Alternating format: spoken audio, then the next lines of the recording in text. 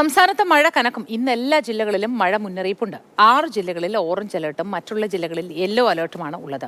എറണാകുളം, ഇടുക്കി, കോട്ടയം, ആലപ്പുഴ, പത്തനംതിട്ട, കൊല്ലം ജില്ലകളിലാണ് orange alert പ്രഖ്യാപിച്ചിട്ടുള്ളത്.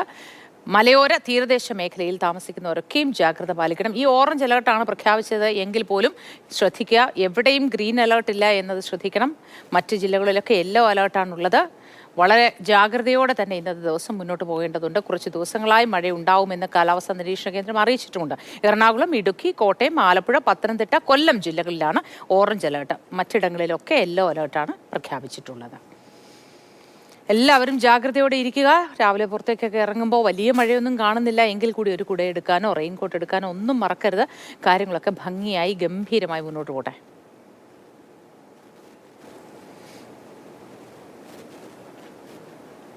കനത്ത മഴയും കാറ്റും തുടരുന്ന സാഹചര്യത്തിൽ ഇടുക്കി, എറണാകുളം ജില്ലകളിലെ വിദ്യാഭ്യാസ സ്ഥാപനങ്ങൾക്ക് ഇന്ന് അവധി പ്രഖ്യാപിച്ചിട്ടുണ്ട്. അപ്പോൾ എവിടെയൊക്കെയാണ് അവധി എന്നത് നിങ്ങൾ എപ്പോഴും ചോദിക്കുന്ന ഒരു ചോദ്യമാണ്. അതുകൊണ്ട് തന്നെ പറയുന്നു, ഇന്ന് എവിടെയാണ് അവധി എന്നത്.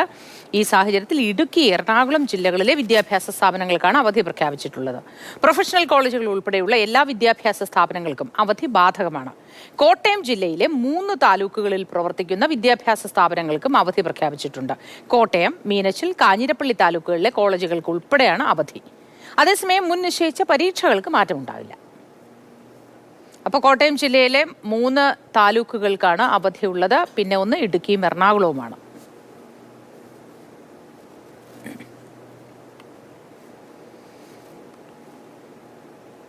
ഇന്നലെ രാത്രി പെയ്ത മഴയിൽ താഴ്ന്ന പ്രദേശങ്ങൾ ഉൾപ്പെടെ പലയിടങ്ങളിലും വെള്ളക്കെട്ട് രൂപപ്പെട്ടു. ശക്തമായ കാറ്റിൽ നിരവധി മരങ്ങളാണ് കടപുഴകി വീണത്.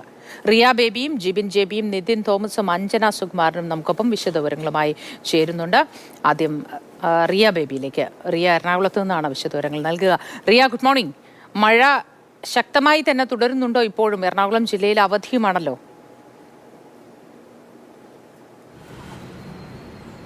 മോത്തി, ഇപ്പോൾ രാവിലെ മുതൽ മഴ മാറി നിൽക്കുന്നുണ്ട്. ജില്ലയുടെ മലയോര മേഖലയിൽ ഉൾപ്പെടെ മഴ മാറി നിൽക്കുന്നുണ്ട്. പക്ഷേ ഓറഞ്ച് അലേർട്ടാണ് ജില്ലയിലുള്ളത്. ശക്തമായ മഴയ്ക്കും അതോടൊപ്പം തന്നെ അതിശക്തമായ കാറ്റിനുമുള്ള മുന്നറിയിപ്പും സാധ്യതകളും കാലാവസ്ഥാ നിരീക്ഷണ കേന്ദ്രം പ്രവചിച്ചിട്ടുണ്ട്. അതുകൊണ്ട് തന്നെ വിദ്യാഭ്യാസ സ്ഥാപനങ്ങൾക്ക് ഇന്ന് അവധിയാണ്. അംഗനവാടികളാണ് ഉൾപ്പെടെയുള്ള എല്ലാ വിദ്യാഭ്യാസ സ്ഥാപനങ്ങൾക്കും ഇന്ന് ജില്ലാ കളക്ടർ അവധിയും പ്രഖ്യാപിച്ചിട്ടുണ്ട്.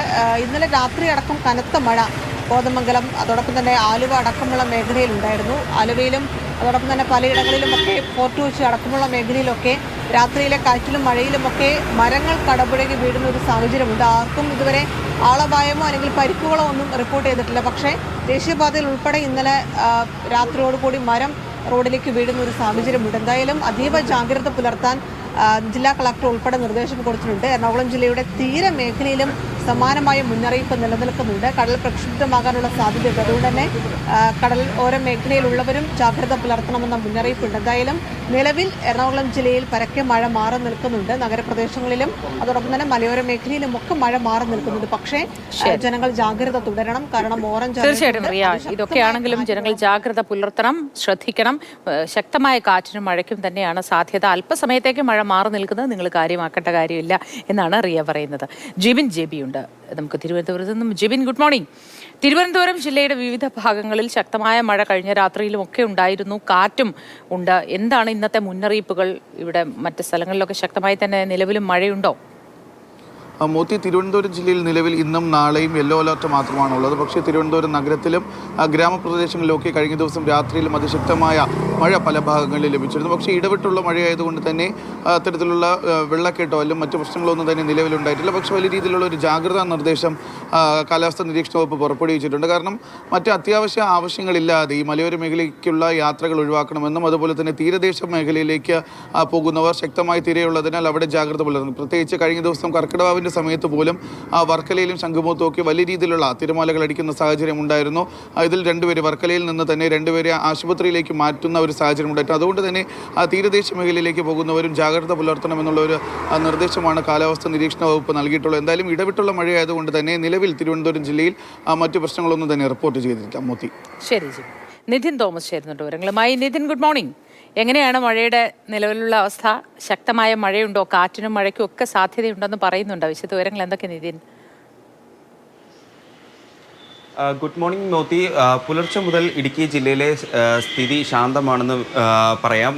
ഇന്നലെ രാത്രിയും ഇന്നലെയുമൊക്കെ ശക്തമായ മഴ അനുഭവപ്പെട്ടിരുന്നു. ഇന്നും ശക്തമായ രീതിയിൽ ഉള്ള മഴയും കാറ്റും ലഭിക്കുമെന്ന് തന്നെയാണ് കാലാവസ്ഥാ വകുപ്പ് പറഞ്ഞിരുന്നത്. അതുകൊണ്ട് തന്നെയാണ് ജില്ലയിലെ പ്രൊഫഷണൽ കോളേജുകൾ ഉൾപ്പെടെയുള്ള എല്ലാ വിദ്യാഭ്യാസ സ്ഥാപനങ്ങൾക്കും ഇന്ന് കളക്ടർ അവധി പ്രഖ്യാപിച്ചത്.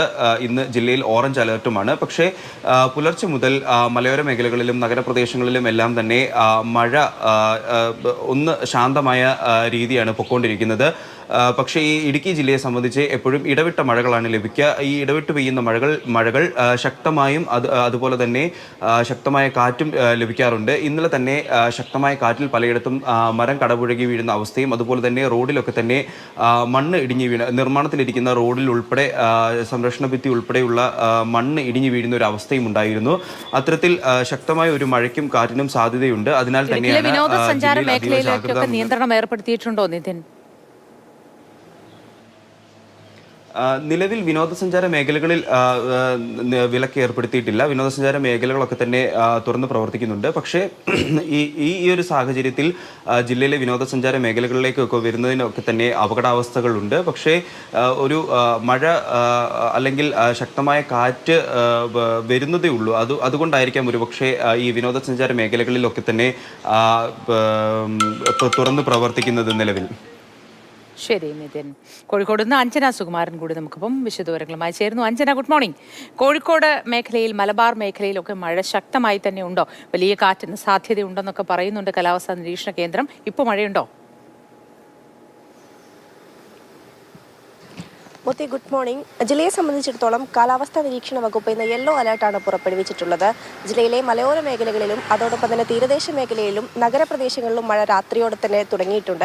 ഇപ്പോഴേതായാലും നില അല്പം ശാന്തമാണ്. മഴ കുറച്ചൊന്ന് വിട്ടു നിൽക്കുന്ന ഒരു അവസ്ഥയാണുള്ളത്.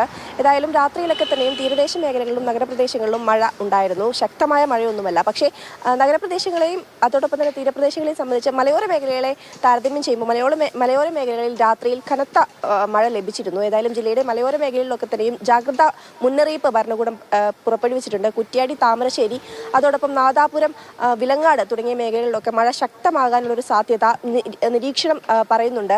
ഏതായാലും വരും മണിക്കൂറുകളിൽ ഒരുപക്ഷെ ഈ ഇടങ്ങളിലൊക്കെ തന്നെയും മലയോര മേഖലകളിലൊക്കെ തന്നെയും മഴ ശക്തിപ്പെട്ടേക്കാം. ഏതായാലും അനിഷ്ട സംഭവങ്ങളൊന്നും നിലവിൽ റിപ്പോർട്ട് ചെയ്യപ്പെട്ടിട്ടില്ല. കഴിഞ്ഞ ആഴ്ചകളിലൊക്കെ തന്നെയും കോഴിക്കോട് ജില്ലയിൽ ശക്തമായ മഴയുണ്ടായിരുന്നു. പലയിടത്തും മലവെള്ള പാച്ചിലുണ്ടായിരുന്ന ഒരവസ്ഥയുണ്ടായിരുന്നു. പല കുടുംബങ്ങളെയും, നദിക്കരയിലുള്ള പല കുടുംബങ്ങളെയും മാറ്റിപ്പാർപ്പിച്ചിരുന്നു.